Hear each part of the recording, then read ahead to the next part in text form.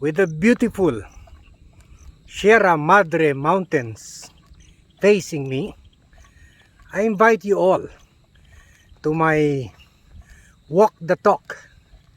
This is VlogCaster Armand inviting you to another discussion about a very serious political issue. And that issue is about the 2022 presidential elections. And in this election, we will see something new. And that is, there will be a fight of images. This election will see a fight of pictures, video blogs, social media, and the internet will be the battleground of it all. This is something new. This is something different. So those of you who are running or are planning to run or are already campaigning for the 2022 election, please listen up. But before we proceed, please subscribe to the VlogCaster Armand YouTube channel, because in this channel I will be giving free analysis and tips as a political strategist and a public relations campaign manager. So in the past, I handled the campaigns of presidential, vice presidential, senatorial, congressional, and mayoral election. That's why I speak with large background of experience and not just due to theories. So let's go to the issue at hand. So why did I say that this will be a fight of images? In the past, when I handled my political clients, what we did was to go around the country. We call it barnstorming. We go from regions to regions, from provinces to provinces, from cities to cities. And that's how we do it. We go to local leaders. We hold barnstorming campaign programs where we invite thousands of people, and we do parades, and we give out leaflets and brochures of our party, and also t-shirts and bowlers. So that's the old traditional way of doing it. And we do interviews in the local TV, and we hold press conferences with the media and all of those. But that will be changed in a big way this 2022 campaign period, because when the national and local election campaign starts by next year, early next year, COVID will still be much around. So I don't think that politicians will see it worth the risk to die before getting elected. So they're not likely to physically go to the barnstorming sessions or barnstorming program.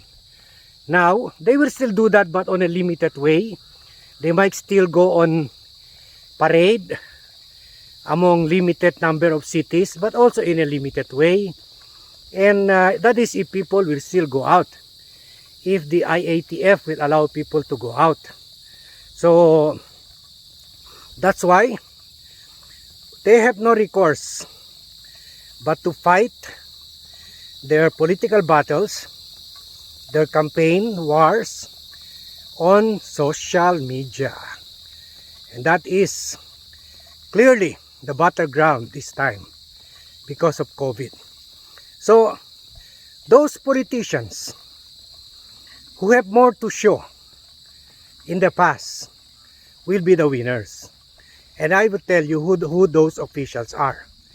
Another issue that will make this 2022 election a campaign of images is the fact that with President Duterte calling his followers stupid for believing in his statement on the West Philippine Sea, and also all but admitting that politicians should be allowed to make promises that will be broken during the campaign, then people will be more discerning, meaning people will already try to closely review the background and the accomplishments of the political candidates that they will elect. So now, they will no longer be able to sway, maybe except for the C and D crowd, but even those people might be more intelligent to note between those who are charlatans, those who make promises that they haven't fulfilled or that they will never fulfill, and those with solid accomplishments. So gone are the days when song and dance, at least they will never be able to do that again, like the one done by the senator from Cavite, si Bong. So those are out already, and also the presidential debates, perhaps on TV, maybe online or via Zoom, but it's more of a display of performance this time. And let's see who is the king and queen in this campaign. And let me go straight to the point. I believe the king is Mayor Isko Moreno.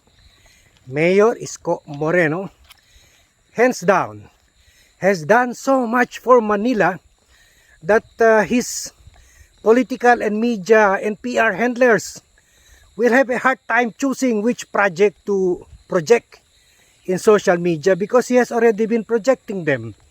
He has solid accomplishment in building the biggest COVID facility in the country. He has 6 hospitals that he has converted into a modern hospital comparable to the best in the country, like St. Luke's, and also in Asia. He even has a robot assisted exoskeletal machine to assist patients with who couldn't walk because of stroke. He has housing projects that will be inaugurated.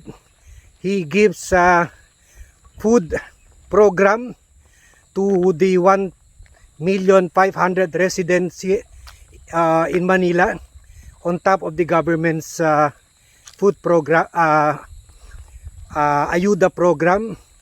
He has 6,000 allowance for seniors and PWDs and single parents.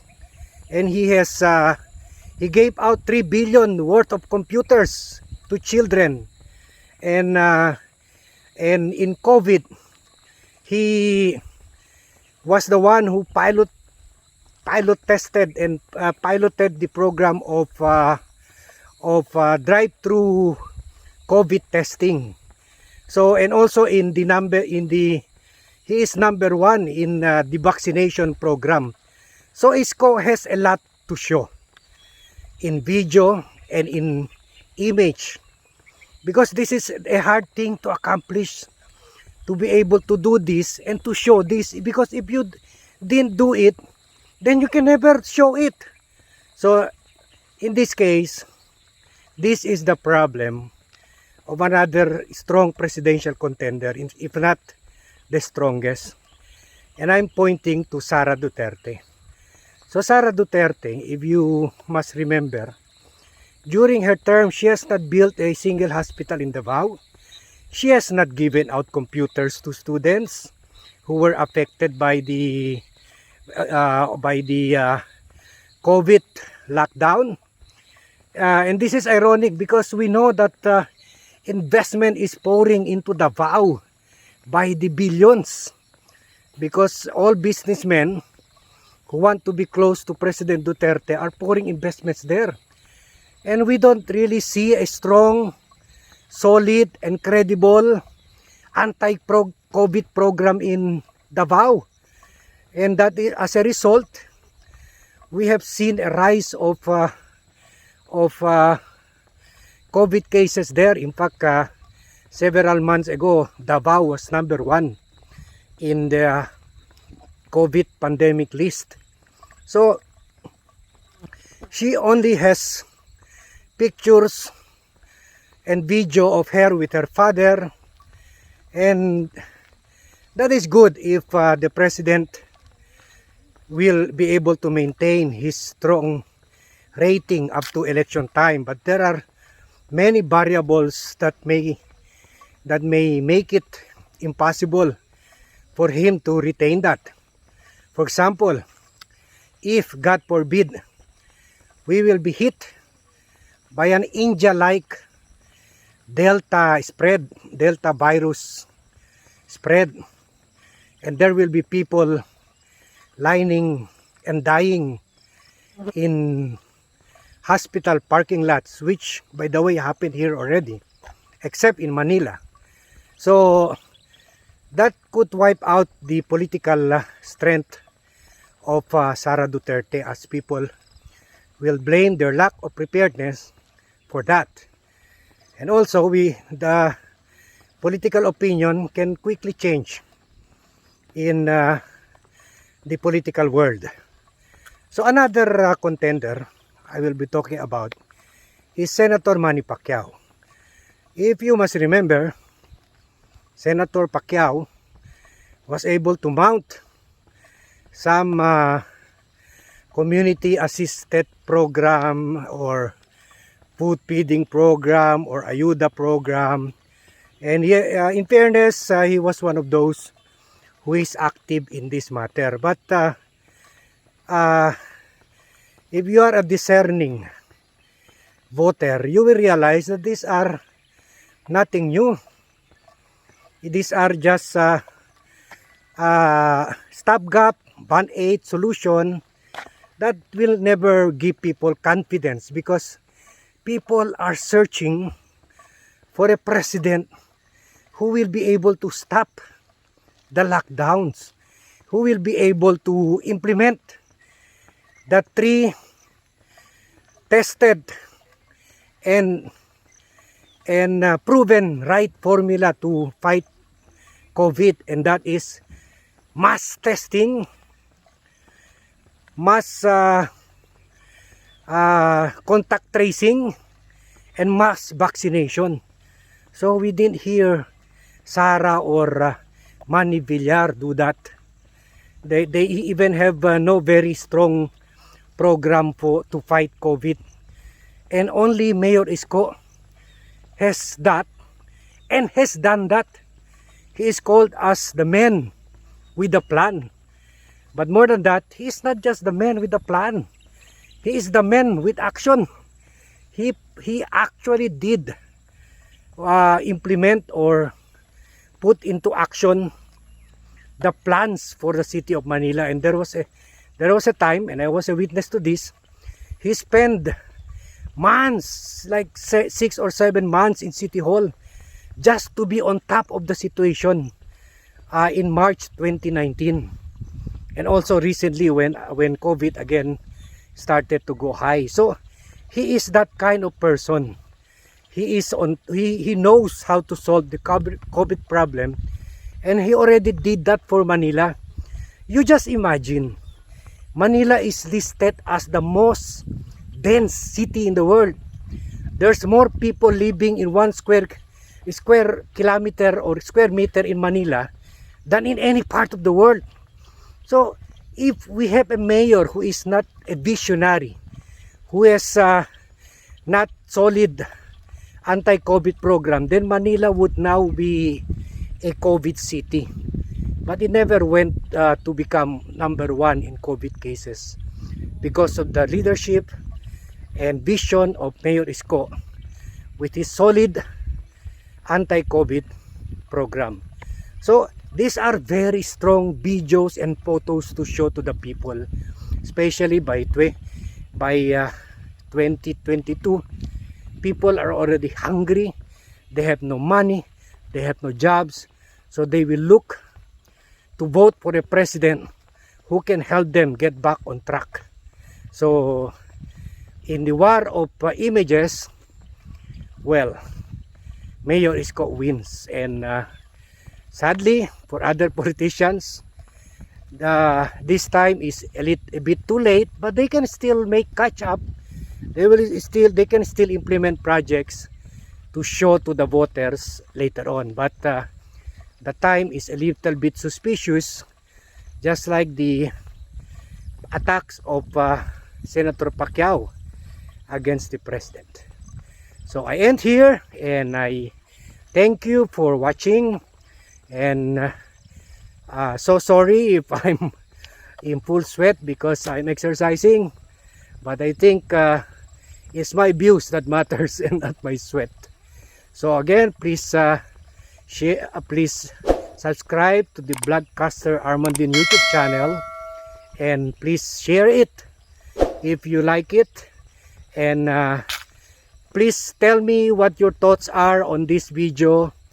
Please message me on the comment section, and tell me your thoughts about all this that I have been discussing today. So again, thank you, and see you in my next video.